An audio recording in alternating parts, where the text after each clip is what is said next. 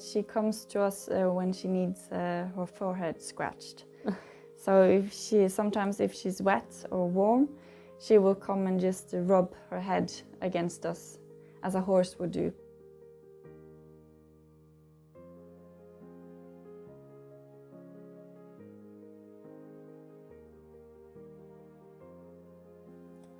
Today we have the pleasure of meeting Elgolin, which is a young moose. How come that Elgolin came to live with you? In 2021, we got a call from some people who had found just a couple of days or hours old moose calf in Nærøysund. And I believe the story was that her mother was jumping over this creek or ditch, and the calf was unable to follow. And so she just lay down by the side of the road. And this local guy who lived there found her, and they tried to move her to where the mother was. And the mother never came back to collect her. And so they decided to contact us to ask if we could take her in. Was it hard to raise her? It was before I started, but from what I've heard, she needed a lot of bottle feeding with milk the first couple of days. So we had a colleague of mine staying with her in the isolation room she was in. And so he kept her company and gave her her meal for at least the first couple of days and weeks until she was old enough to drink a bit less milk. And how small she was when she arrived here? I have a picture of her. Yeah. She was, I'm not sure how many kilos she was, but she was, very small. Yeah. So you could carry her in your arms. Does she recognizes you? Yes. She recognizes all of us who work with her, but she especially recognizes my colleague who used to keep her safe when she was younger, who slept with her in the isolation box and really was her mother for the first couple of weeks and year of her life. So she's a bit more eager to see him than the rest of us, but she does respond to our voices, and when she sees us, she wants to maybe have some pets or get some food or just attention. We know that in Norway people hunt mooses, and so Elgolina, if she was living in the wild, if her mother wasn't abandoning her, maybe she would have been one of the victims of hunting. Yeah. So after, I don't know, knowing her as an individual, how do you feel about this? I think I would be a bit sad if I knew her as an individual animal and I knew that somebody had shot her. But still, if she was a wild moose, I would, not know her. And I'm for hunting because it's an important part of our, what's it called? For our population management for mooses, because we don't have any carnivores. A lot of carnivores in Norway, so if we didn't hunt the moose, they would overpopulate. Yes. And do you think it will be something important to increase the population of carnivores so the ecosystem can manage itself?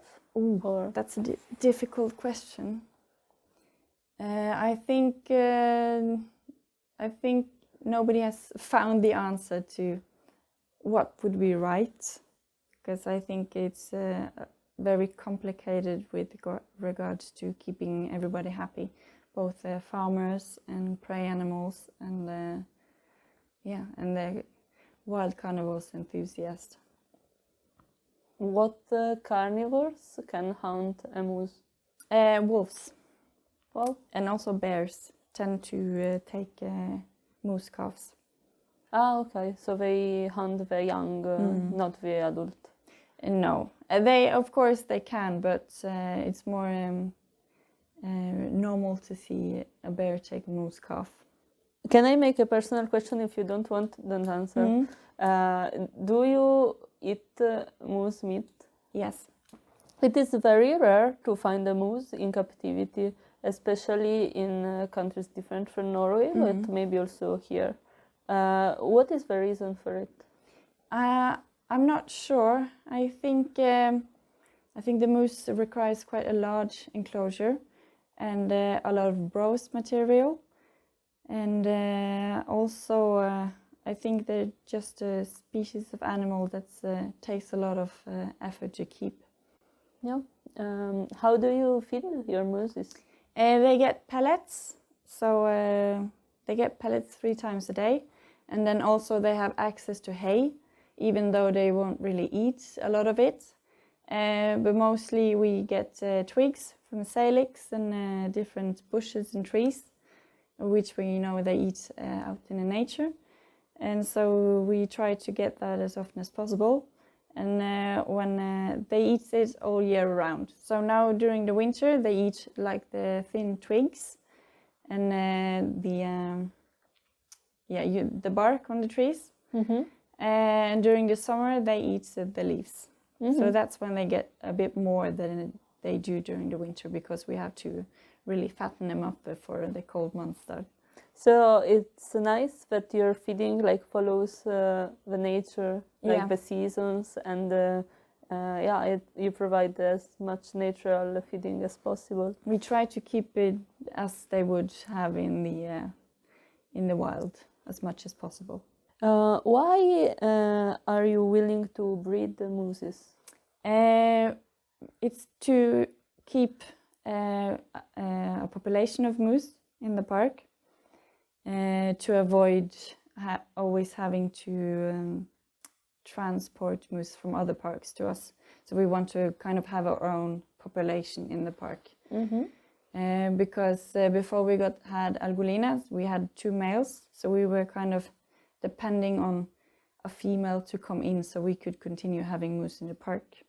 Yep. Because as soon as these 2 males would have been old or gotten old, it would be the end. And then we would have to maybe get moose from different parks.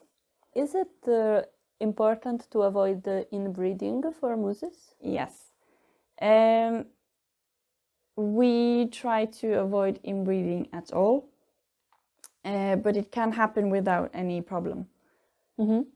So it wouldn't be a huge issue with 1 generation of inbreeding, for example.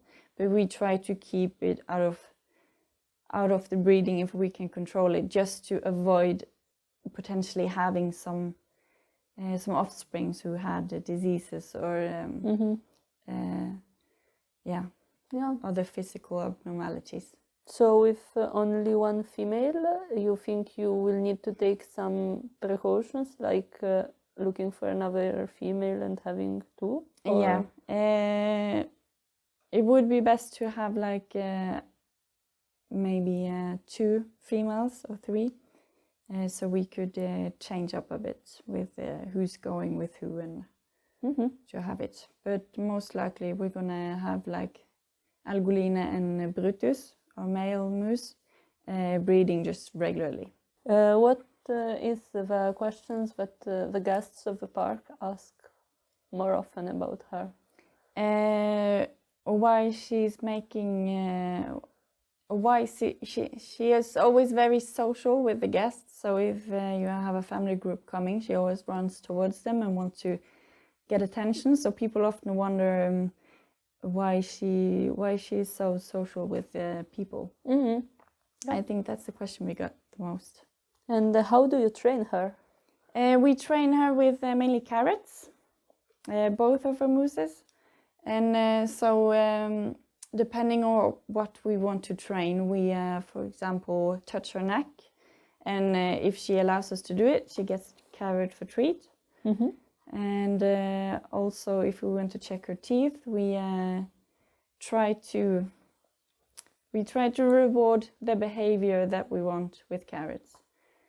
Do you think for the future it will be possible to train her for having some walks outside the enclosure and be able to graze a bit? I think it would be possible, but with regards to, like, we have to keep like safety measures and everything. And with regards to that, I don't think it's going to happen. It would be nice because it's both enrichment for the animals and a lot of free grazing and browsing, as they would like in the wild.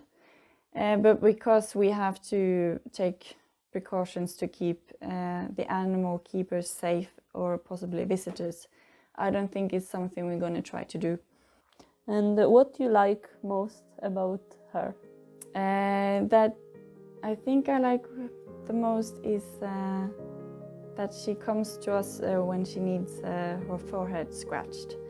So if she's wet or warm, she will come and just rub her head against us, as a horse would do. And so I find that quite charming.